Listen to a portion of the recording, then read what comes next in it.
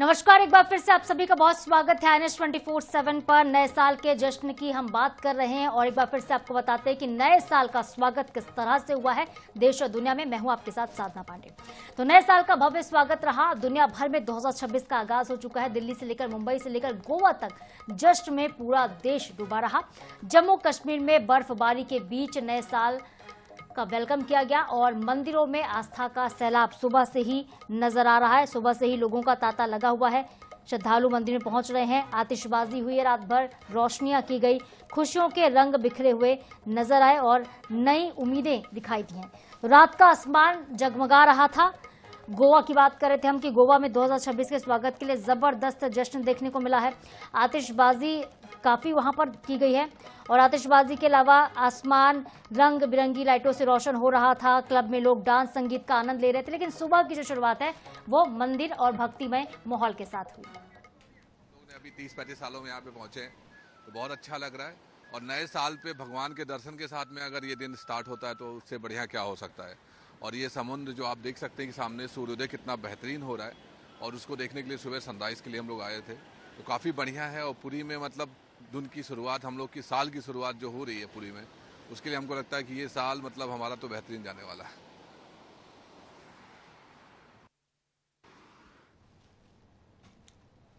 Sunrise देखते हुए पहली बार मैंने ऐसा अनुभव किया कि अगर कुछ भी आदमी को शांति चाहिए, सुकून चाहिए तो एक बार यहाँ जरूर आना। और 1 जनवरी को आकर के तो मैं एकदम से मतलब क्या मिल गया मुझे, मैं कुछ समझ ही नहीं पा रही हूँ। इतनी खुशी भगवान जगन्नाथ ने आज मुझे दे दी। कल मैंने दर्शन किया और आज यहाँ का मैं देख रही हूँ। वाह क्या बात है। हो गया।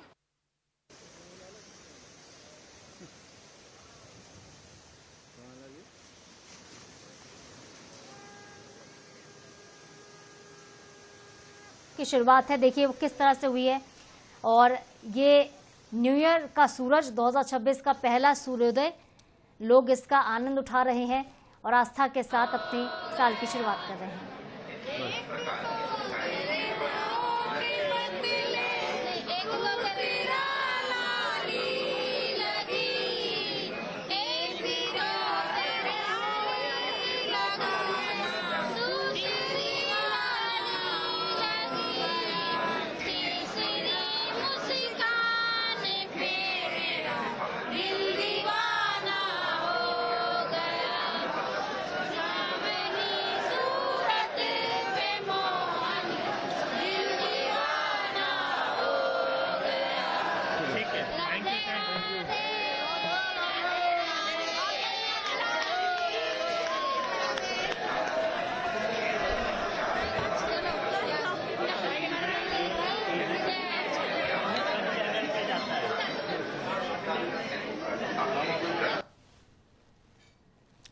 तो बिल्कुल नए साल की शुरुआत लोगों ने आस्था उम्मीद के साथ की। जैसा ही नया साल आया है, शहर से लेकर गांव तक मंदिरों में श्रद्धालुओं का तांता लग गया है। लोगों ने भगवान के दर्शन पूजन किए, पूजा अर्चना की और नए साल के लिए सुख, समृद्धि और सफलता की कामना की है। कहीं पर घंटियों की आवाज गूंजती हुई नजर आई तो कहीं पर जयकारे लग रहे थे और कहीं पर हाथ जोड़कर लोगों ने नए सपनों की शुरुआत की। बिल्कुल साफ है कि इस बार न्यू ईयर जश्न नहीं बल्कि आस्था और सकारात्मक सोच के साथ मनाया जा रहा है। तस्वीर पर आप देखिए, जो सनराइज रहा ये कितना खूबसूरत है। जो सूरज निकला 2026 का, उसकी तस्वीर भी आप देख पा रहे हैं। बिल्कुल क्लोजअप वाली तस्वीर है। पूरी से निकलकर सामने आई। समुद्र के तट पर लोग इस सूर्य को निहारते रहे, इसकी लालिमा को देखते रहे। उम्मीद की एक किरण, नए साल की नई शुरुआत और नई सुबह, नई उम्मीदें, नया सवेरा लेकर, नई सकारात्मकता लेकर आई है। और यही वजह है कि लोग इसका आनंद उठा लेना चाहते हैं, अपने आंखों में इस सूरज को कैद कर लेना चाहते हैं।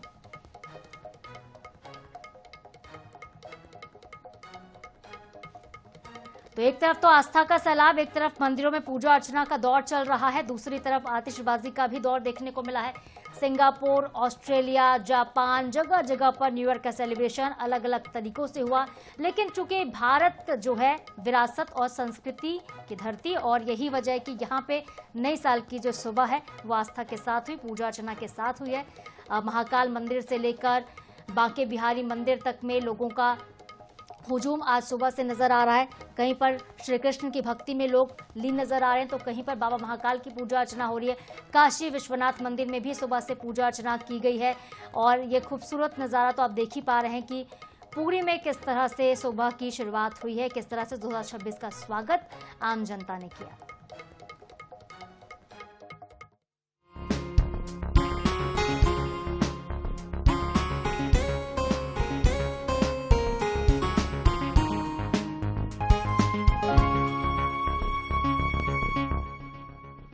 और चलिए अंचल में आपको कुछ अन्य खबरें भी हम दिखाएंगे। पहली खबर ग्वालियर से होगी। ग्वालियर के बीरपुर में एक गैस सिलेंडर धमाके ने पूरे शहर को डरा दिया था, लेकिन अब प्रशासन ने उस मौत के सौदागर पर शिकंजा कसना शुरू कर दिया, जो कि घनी बस्तियों के बीच अवैध गैस रिफिलिंग का धंधा करता था। कलेक्टर रुचिका चौहान के निर्देश पर खाद्य विभाग की टीम ने हजीरा और 4 शहर का नाका क्षेत्र में छापेमार कार्रवाई की। शिकायत थी कि हजीरा क्षेत्र में घरेलू सिलेंडर्स का न केवल अवैध भंडारण होता है, बल्कि खतरनाक तरीके से रिफिलिंग भी होती है। टीम जब राजपूत गैस रॉ मटेरियल और मनीष ट्रेडर्स के ठिकाने पर पहुंची, तब वहां से कुल 40 घरेलू सिलेंडर बरामद हुए हैं। दुकान के संचालक ने टीम को देखते ही शटर को गिरा दिया और भाग के खड़े हो गया, लेकिन इसके बाद अधिकारियों ने पुलिस की मौजूदगी में दुकानों को सील कर दिया। फिलहाल आरोपियों की तलाश की जा रही है।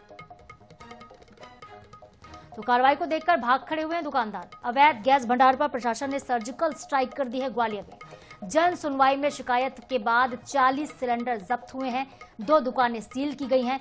बीरपुर ब्लास्ट के बाद प्रशासन की टीम जागी और बड़ी कार्रवाई की।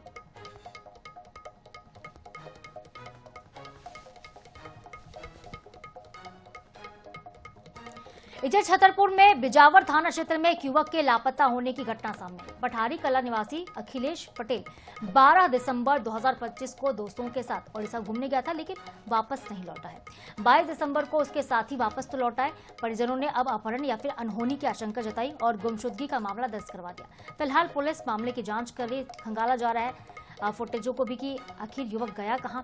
परिजनों ने अनहोनी, किडनैपिंग, हत्या इस तरह की आशंका जता दी है। मामले की जांच पुलिस कर रही है। एक आवेदन जो कि परिजनों के तरफ से दिया गया है, आप इस वक्त देख पा रहे हैं, ये वही युवक है। उसकी तस्वीर भी आप देख रहे हैं, जो कि दोस्तों के साथ ओडिशा घूमने गया था, लेकिन दोस्त वापस लौटा है, ये युवक वापस नहीं लौटा। अखिलेश पटेल है, मेरे भाई का नाम है।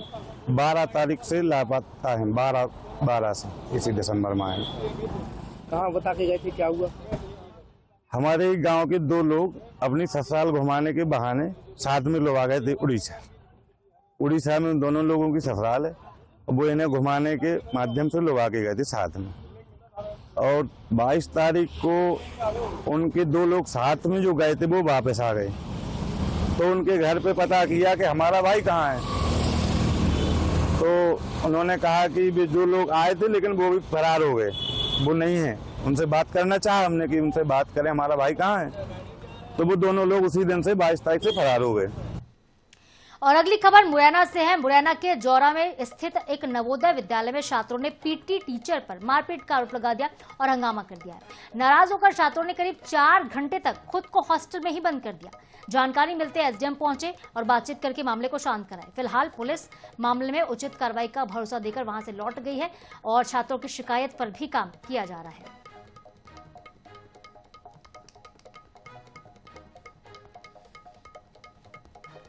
तो पीटी शिक्षक पर मारपीट का आरोप लगा है। जो शिक्षक हैं उन्होंने छात्रों को पीटा, ये आरोप लगा रहे हैं। छात्र नवोदय के छात्रों ने इसके बाद हंगामा किया, उसके बाद खुद को हॉस्टल में ही बंद कर लिया है। एसडीएम के पहुंचने के बाद उन्होंने दरवाजा खोला हॉस्टल का। एसडीएम ने उनकी बातें सुनी। पुलिस ने फिलहाल शिकायत लिख ली है और आरोपियों पर कार्रवाई की बात भी कही जा रही है।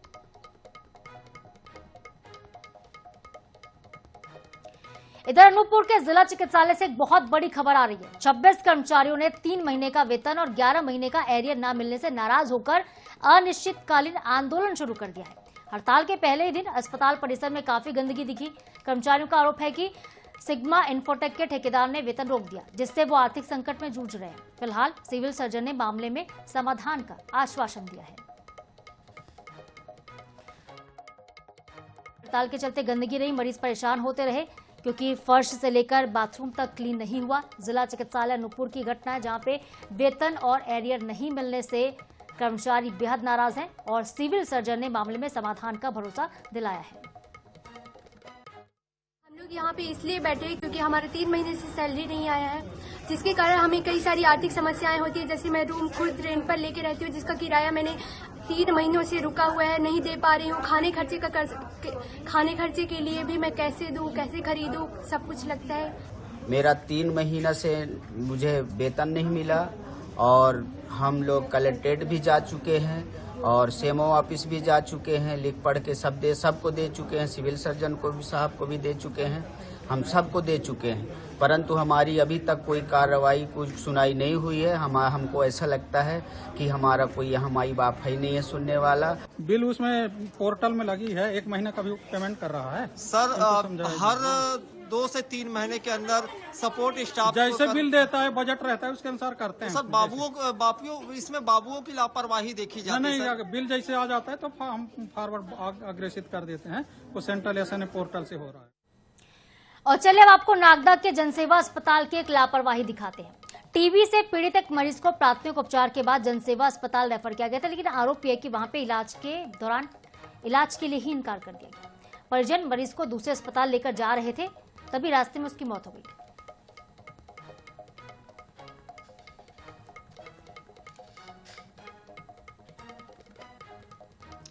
और साल 2025 के आखिरी दिन यानी कि कल 31 दिसंबर तक धमतरी जिले में अपराधों का एक आंकड़ा आया है।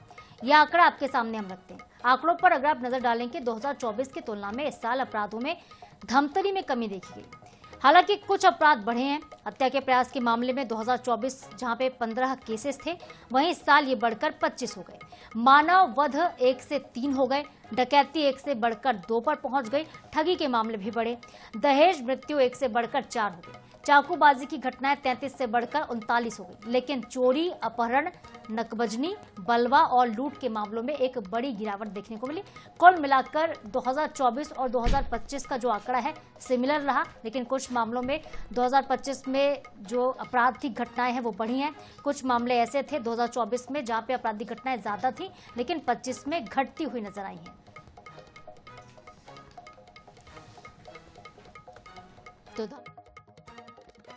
एक आंकड़े सामने आए हैं। ये कहा जा रहा है कि 2025 और 24 के आंकड़े लगभग समान हैं।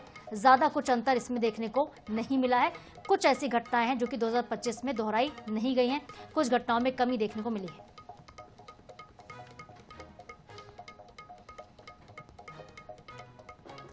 संस्कारधानी जबलपुर से अपराध का एक ऐसा चेहरा सामने आया जो कि समाज और बच्चों के लिए चिंता का विषय तो बना ही बना, अभिभावकों के लिए चिंता का विषय बन गया। महज एक रात की बर्थडे पार्टी की खातिर 3 लड़कों ने लुटेरा बनने का फैसला किया। जबलपुर के पौष इलाके में सिविल लाइन में पिछले 3 दिन से रेलवे टीसी और एक राहगीर के साथ लूट हो रही थी और दहशत इससे फैली हुई थी। पुलिस ने तफ्तीश शुरू की तो कड़िया अमन अहिरवार उसके दोस्त जो नाबालिग हैं उनके साथ जुड़ती हैं। पूछताछ में जो सामने आया वो काफी चौंकाने वाला। आरोपियों ने बताया कि उनके पास जन्मदिन मनाने के लिए पैसे नहीं थे, इसीलिए राहगीरों को डरा के धमका के उनसे पैसे लेते थे। पुलिस के आला अधिकारी के मुताबिक सोशल मीडिया पर महंगे शौक और चकाचौंध के चलते ही जो नाबालिग हैं, जो लड़के हैं, वो इस तरह से लुटेरे बन रहे हैं। रेलवे टीसी और राहगीर को लूटने वाले 3 आरोपी गिरफ्तार हुए। 2 नाबालिग के साथ मिलकर एक युवक ने इस पूरी घटना को अपने महंगे शौक पूरे करने के लिए अंजाम दिया। 3 आरोपियों को गिरफ्तार किया गया है। 3 में से 2 आरोपी नाबालिग हैं और एक तीसरा आरोपी अमन अहिरवार जो है वो गोकलपुर रांची का रहने वाला है। देखिए, इनसे प्रारंभिक पूछताछ जो की गई है उसमें अभी इनका रिकॉर्ड नहीं मिला है, लेकिन जो कारण इन्होंने लूट का बताया वो ये बताया कि इनमें से एक नाबालिग आरोपी का जन्मदिन था अगले महीने और उस जन्मदिन पे इनको खूब सारे केक काट के और रील बनानी थी, उसके लिए पैसे का इंतजाम ये कर रहे थे। इस तरह की जानकारी इन्होंने दी। अंबिकापुर से अगली खबर है, जहां पर नए साल से पहले आबकारी उड़नदस्ता टीम ने बड़ी कार्रवाई की थी। क्रांति प्रकाशपुर क्षेत्र में दबिश देकर हरियाणा की 300 पेटी अवैध अंग्रेजी शराब जब्त हुई है, जिसकी कीमत करीब 40 लाख रुपए है। मौके से आरोपी गिरफ्तार हुए हैं। नए साल पर शराब खपाने की तैयारी थी। बता दें आपको कि नए साल के जश्न के चलते ही आबकारी और पुलिस विभाग पूरी तरह से अलर्ट है और अलर्ट होने का नतीजा आप देखिए, एक आरोपी के साथ ही इतनी भारी मात्रा में अंग्रेजी शराब जब्त की है पुलिस ने। अंबिकापुर से तस्वीरें आप देख रहे हैं। नए साल से पहले बहुत बड़ी कार्रवाई। नए साल पर शराब को परोसने की तैयारी की जा रही थी। 40 लाख रुपए की शराब पुलिस ने पकड़ी है।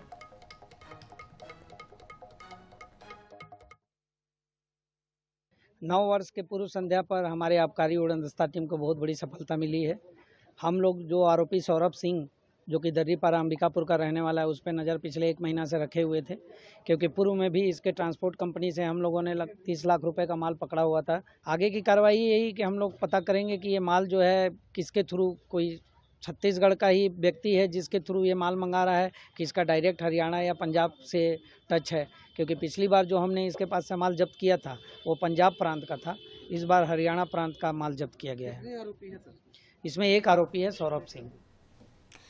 क्रिकेट के मैदान पर दुनिया के बड़े बड़े बल्लेबाजों के पसीने छुड़ाने वाले महान ऑलराउंडर कपिल देव एक अलग ही अंदाज में दिखे। चलिए आपको तस्वीर दिखाते हैं। बाबा महाकाल की नगरी उज्जैन के फ्रीगंज इलाके में जब कपिल देव ने बच्चों के साथ गली क्रिकेट खेलना शुरू किया तो हर कोई दंग रह गया। अल्प प्रवास पर पहुंचे पूर्व भारतीय कप्तान और अपने मित्र मोहनलाल सोनी के निवास पर कपिल देव पहुंचे थे। बगैर किसी सुरक्षा प्रोटोकॉल के कपिल पाजी ने न केवल बच्चों के साथ बल्ले पर हाथ आजमाया बल्कि उनके साथ जमकर फोटोज भी खिंचवाई हैं। उज्जैन की शांति और यहाँ के वातावरण से वो इतने अभिभूत हो गए कि उन्होंने यहाँ पर बसने की इच्छा तक जाहिर कर दी। भीड़ की वजह से हालांकि महाकाल मंदिर तक नहीं जा सके, लेकिन उनकी सादगी भरी इस पारी ने उज्जैन वासियों का दिल जीत लिया।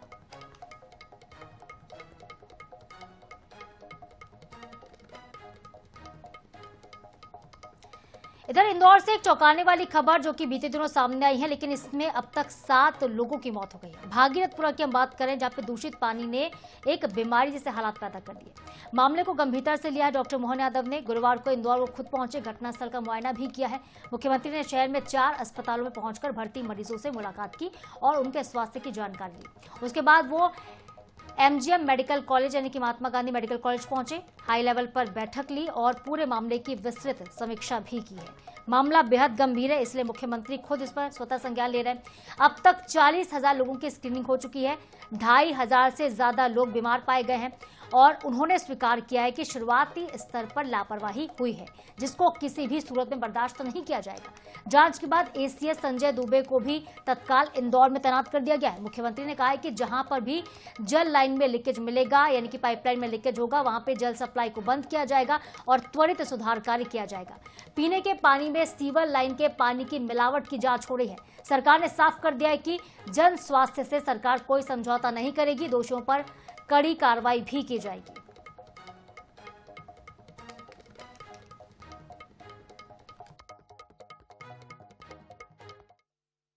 पीने के पानी के साथ जो ध्यान में आया है कि इसके कारण से उल्टी दस्त के बड़ी संख्या में बीमार और अलग अलग हॉस्पिटल में मिले हैं और खास करके परसों से माननीय मंत्री श्रीमान कैलाश विजयवर्गीय जी, माननीय महापौर हमारे पुष्पमित्र भार्गव जी, माननीय तुलसी सिलावट जी मंत्री और सभी विधायकों ने इस चीज़ को जैसे नॉलेज में लिया और जो ध्यान में आया तो ये तुरंत प्रभाव से लगभग 2-3 दिन के अंदर 40,000 ज़्यादा लोगों की स्क्रीनिंग की गई, जिसमें 2,456 संदेहास्पद व्यक्ति के लक्षण मिले थे और 212 भर्ती किए गए। इसमें 50 मरीज स्वस्थ होकर डिस्चार्ज हो गए, 162 मरीज अभी भर्ती है। देखिए, जो डेथ की जानकारी आई है वो तो 4 बताई गई है और ये बात सही है कि वो इतना बड़ा इंदौर है, इतनी बड़ी कोई प्राइवेट किसी हॉस्पिटल में गए आए हैं कि दोबारा ऐसा पानी से कोई नौबत ना आए और जो हुआ ये हमारे लिए दुखद है। उसके संबंध में तभी हमने इसके लिए जांच के निर्देश भी दिए और जांच की रिपोर्ट आएगी तो उस संबंध में और कार्रवाई। छोटे बच्चे से लेकर बड़े लोगों तक का भी कष्ट तो होता ही, पानी के कारण से जो पेट का हाजमा बिगड़ता है तो उल्टी दस्त की जो स्थिति बनी है, जो मुझे बताया गया, आज मैं मिला लोगों से, तो थोड़ा दुखद भी है और कष्टकारी भी है, लेकिन हिम्मत के साथ और दवाई प्रॉपर मिलने से उसका इलाज भी किया जा सकता है। उम्मीद करेंगे कि इस तरह की घटनाओं में किसी भी प्रकार की लापरवाही की जैसी जानकारी आएगी हम और भी कठोर कार्रवाई करने को तैयार हैं। नीचे के सीवर के लीकेजेस और पुरानी लाइनों के डलने के कारण से ऐसी घटनाओं से सबक लेते हुए दोबारा ऐसी घटना और का नहीं हो, इसका हम प्रयास करेंगे। इधर रायपुर में नए साल पर भव्य स्वागत हुआ है, आतिशबाजी हुई, जश्न मनाया गया है। होटल, क्लब और फार्म हाउस में हुए कई बड़े आयोजन। नए साल की रात पूरी तरह से पुलिस अलर्ट रही। आपराधिक और गतिविधियों पर नजर रखी जा रही थी। हुड़दंगियों पर पुलिस ने कड़ी नजर रखी। शाम 7 बजे से लेकर रात को 3 बजे तक सघन चेकिंग अभियान पुलिस ने चलाया है। शहर के 50 स्थानों पर चेकिंग पॉइंट्स बनाए गए थे।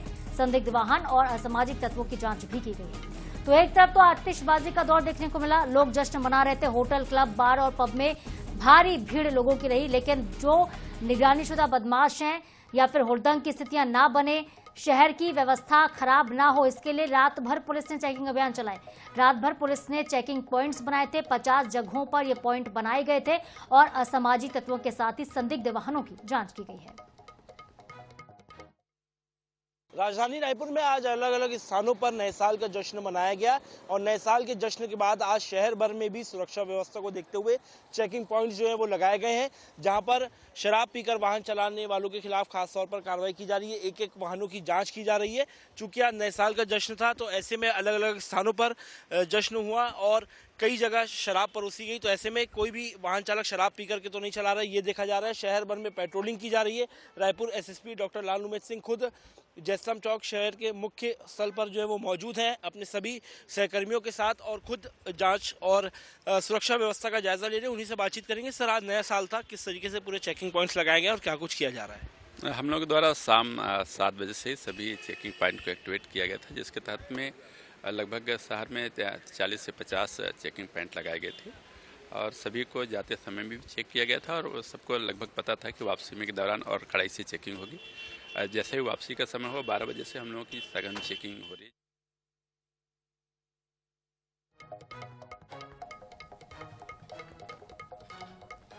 और इसके साथ ही अंचल में फिलहाल के लिए इतना ही। खबरों के अपडेट्स के लिए आप बने रहिए INS 24/7 के साथ। मुझे दीजिए इजाजत। नमस्कार।